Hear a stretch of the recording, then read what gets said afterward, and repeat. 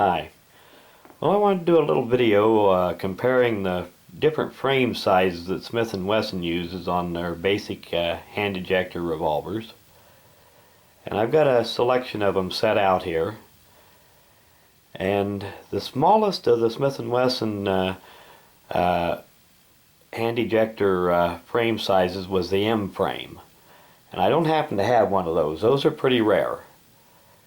But basically it was even smaller than the little I-frame, considerably smaller even.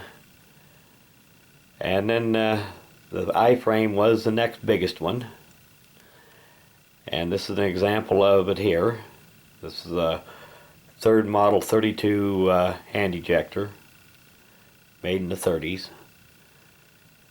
And after this one, next size up was the improved I-frame. I don't happen to have one of those either, but it was very close to the J-frame in size. And here is a J-frame here, a Model 36. And as you can see here, all they did was take the I-frame and beef it up a little bit and lengthen it out so that it was big enough for a 38 special cartridge. So there's not a lot of difference between the I-frame and the J-frame. And the improved I-frame was very, very close to being the same size as the J-frame. And later on, when they started trying to chamber the J-frames for 357 Magnum, they came up with what they called the J Magnum frame.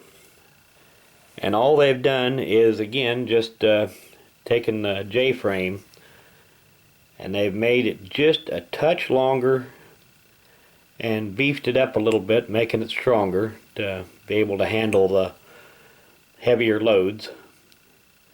And this particular one here is a Model 632-1 in 327 Federal, but nowadays all of the J-frames that you see manufactured today are manufactured on the J Magnum frame. The J-frame itself is no longer produced. The I-frame is no longer produced.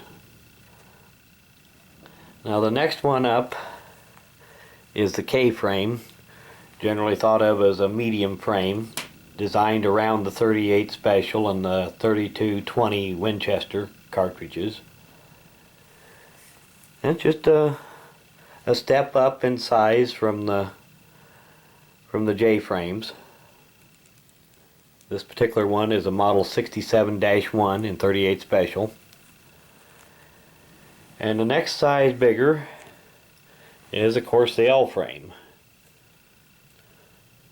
When they started chambering the K-frame with 357 Magnum, they discovered that with a lot of use that it tended to stretch the frame out. So they came up with the L frame, which is a little bit bigger, a little bit stronger, and works very well for 357 Magnum.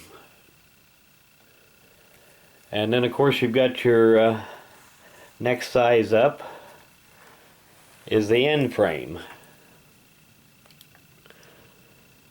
And it was originally designed to handle 45 and 44 cartridges. This particular one is a Model 624 in 44 Special. But the regular Model 29 and 629 are all the other N frames are essentially the same gun. The only difference being that on a, say, a Model 29 in 44 Magnum, the cylinder will be a bit longer than this one, but the frame is the same size. You can see there's a fair amount of gap here between the frame and the cylinder on this one, so there's plenty of room just to shorten up the forcing cone here on the barrel and put a longer cylinder in that same frame. And the largest of the Smith & Wesson frames is this old beast, the X frame. It was designed for the 500 Smith & Wesson Magnum and the 460 Smith & Wesson Magnum. And this thing is huge.